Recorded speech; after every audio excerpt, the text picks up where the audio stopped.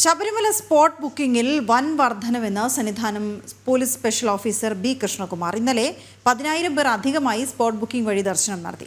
പമ്പ മുതൽ സന്നിധാനം വരെ വലിയ തിരക്ക് അനുഭവപ്പെടുന്നുണ്ടെന്നും പോലീസ് കാര്യക്ഷമമായി പ്രവർത്തിക്കുന്നുണ്ടെന്നും ബി കൃഷ്ണകുമാർ പറഞ്ഞു. ഇന്നലെ മെനഞ്ഞാന്നും തുടർച്ചയായിട്ട് 90,000 കടന്നു. ശബരിമല ദർശനം സ്വാമിയെ ദർശിച്ചവര് 90,000 ക്രോസ് ചെയ്തു. ഈ ശബരിമല സീസണിൽ തുടർച്ചയായിട്ട് 2 ദിവസം 90,000 ക്രോസ് ചെയ്യുന്ന ആദ്യമാണ്.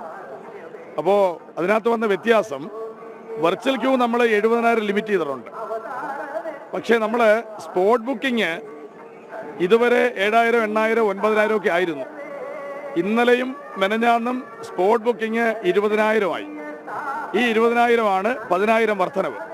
ഈ 10,000-ൻ്റെ വർധനവാണ് നമ്മൾ 18 പള്ളിയുടെ ഫ്രണ്ട് മുതൽ ശരംകുത്തി വരെ ക്യൂ നീളുന്നത്.